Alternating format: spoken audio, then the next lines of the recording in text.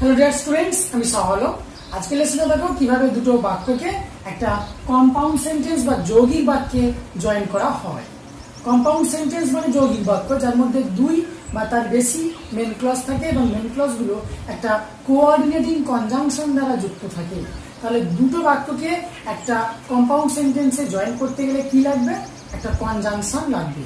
Compound সেন্টেন্সে বিভিন্ন ধরনের কনজাংশন ব্যবহার করা হয়। কখন কোন কনজাংশন ব্যবহার করে দুটো বাক্যকে একটা কম্পাউন্ড সেন্টেন্সে জয়েন করবে সেটা দেখো। সি ইজ হ্যাপি, সে সুখী। আই এম অলসো হ্যাপি, আমিও সুখী। তার মানে সে এবং আমি দুজনেই সুখী। দুজনেই বা উভয়ে এই অর্থে যেসব কনজাংশন ব্যবহার করা হয় সেগুলো হচ্ছে both and, as well as বা নট অনলি বাট অলসো। প্রথমে অ্যাজ ওয়েল অ্যাজ দিয়ে জয়েন করে দেখাচ্ছি। দেখো,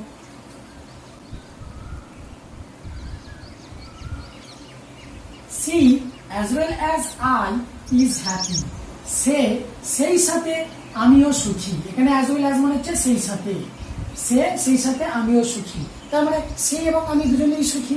তাহলে এখানে as well as দিয়ে জয়েন করলাম। আচ্ছা, ভার্বটা দেখো is, এর পরে is কি করে হলো? as well as দিয়ে যখন দুটো সাবজেক্টকে জয়েন করা হয় তখন ভার্বটা প্রথম সাবজেক্ট অনুযায়ী হয়। এই বাক্যে প্রথম সাবজেক্ট কি আছে? সি, তাই এখানে ভার্বটা হয়েছে is। এবারে বোথ এন্ড দিয়ে জয়েন করছি। দেখো,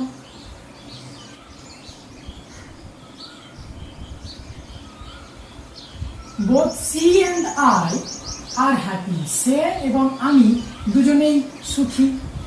এখানে ভার্বটা কি বসেছে? আর। বোথ শব্দটা প্লুরাল, এর মানে হচ্ছে একের বেশি। আর বোথ দিয়ে যখন দুটো সাবজেক্টকে জয়েন করা হয় তখন ভার্বটাও প্লুরাল হয়, তাই এখানে আয়ের পরে আর বসেছি। বোথ অ্যান্ড মানে উভয়েই বা দুজনেই। এবারে নট অনলি বাট অলসো দিয়ে জয়েন করছি। দেখো,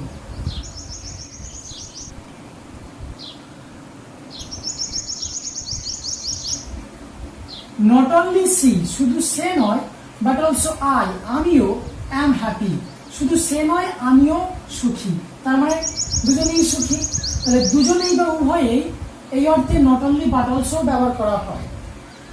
নেগেটিভ সেন্সে ব্যবহার করা হয় নট অনলি বাট অলসো, শুধু এটা নয় ওটাও, বা শুধু এ নয় সেও, এই অর্থে নট অনলি বাট অলসো ব্যবহার করবে।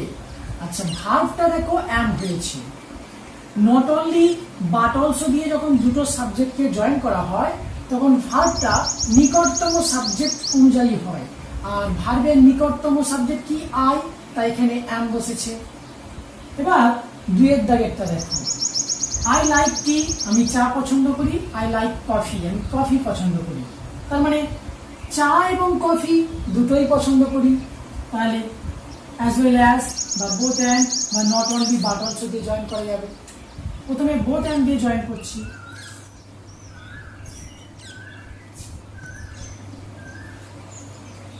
আই লাইক, আমি পছন্দ করি, বোথ টি অ্যান্ড কফি, চা এবং কফি দুটোই।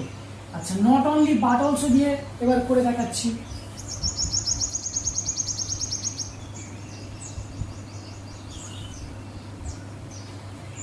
আই লাইক, আমি পছন্দ করি, নট অনলি টি, শুধু চা নয়, বাট অলসো কফি, কফিও।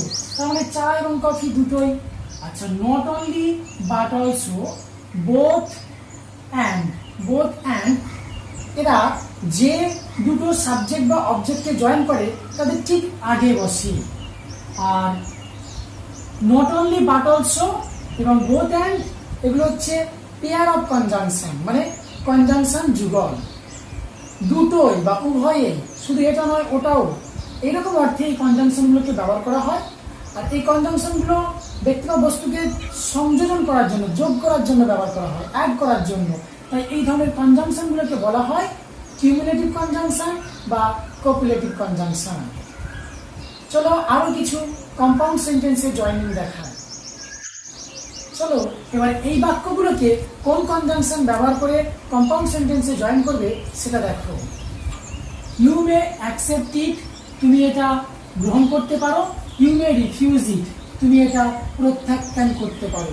তুমি এটা গ্রহণ করতে পারো, তুমি এটা প্রত্যাখ্যান করতে পারো। তার মানে দুটোর মধ্যে যে কোনো একটা করতে পারো, অর্থাৎ একটা বিকল্প বোঝানো হচ্ছে। তুমি হয় অ্যাকসেপ্ট করতে পারো, না হয় প্রত্যাখ্যান করতে পারো। হয় এটা না হয় ওটা। এইরকম অর্থে কনজাংশন ব্যবহার করা হয় ইদার অর। তাহলে এখানে ইদার অর দিয়ে জয়েন করতে হবে।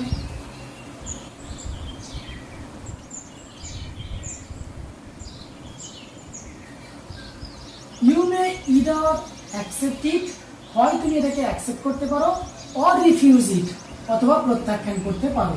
হয় এটা না হয় ওটা, সেক্ষেত্রে ইদার অর ব্যবহার করা হয়। শুধু অরও ব্যবহার করা যাবে, you may accept it or refuse it. এবারে 4 দাগেরটা দেখো, হি ইজ নট গিলটি, সে অপরাধী নয়। ইউ আর নট গিলটি, তুমি অপরাধী নও। সে অপরাধী নয়, তুমি অপরাধী নও। তার মানে না সে না তুমি অপরাধী, না সে না তুমি, না এটা না ওটা, না এ না সে। এই অর্থে ব্যবহার করতে হয় নিদার নট। তাহলে নিদার নট দিয়ে জয়েন করতে হবে।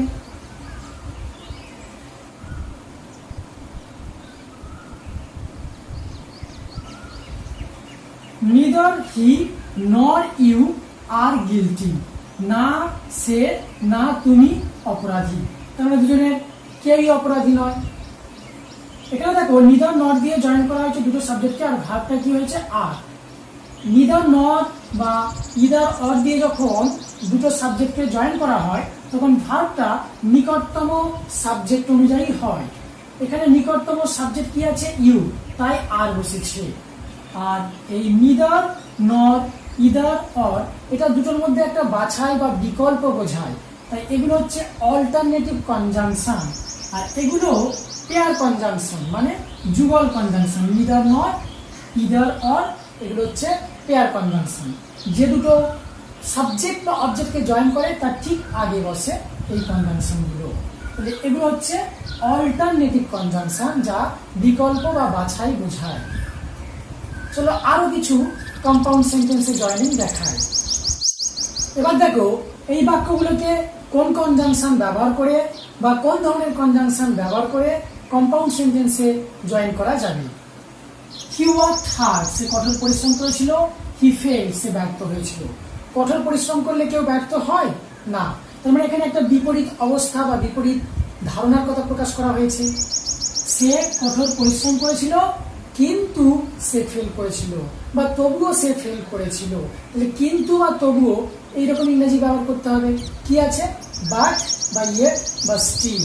তাহলে বিপরীত অবস্থা বা বৈপরীত্য বোঝালে কম্পাউন্ড সেন্টেন্সে বাট ইয়েট বা স্টিল ব্যবহার করতে হবে।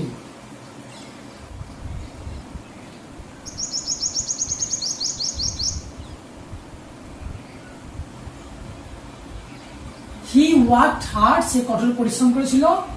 বাট কিন্তু বা ইয়েট বা স্টিল হি ফেইলড, কিন্তু বা তবুও বা তথাপি সে ফেল করেছিল।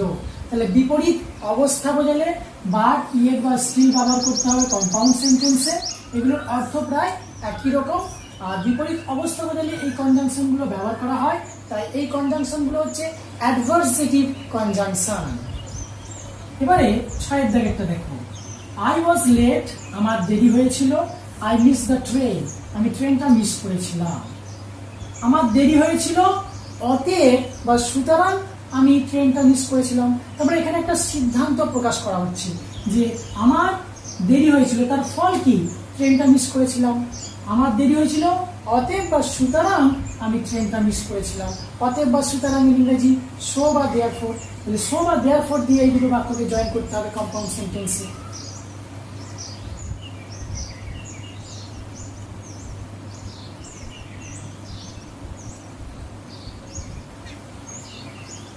I was late, আমার দেরি হয়েছিল। সো বা দেয়ারফর, অতএব বা সুতরাং। I missed the train, আমি ট্রেনটা মিস করেছিলাম। এখানে সিদ্ধান্ত বোঝাচ্ছে। আচ্ছা, আবার এখানে দেখো I was late, আমার দেরি হয়েছিল। I missed the train, আমি ট্রেনটা মিস করেছিলাম। আমি ট্রেনটা মিস করেছিলাম, কারণ কি, কারণ আমার দেরি হয়েছিল। তবে একটা কারণ বোঝাচ্ছে। কারণ বোঝালে কম্পাউন্ড সেন্টেন্সে ফর দিয়ে জয়েন করা যায়। তাহলে ফর দিয়ে জয়েন করে দেখাচ্ছি।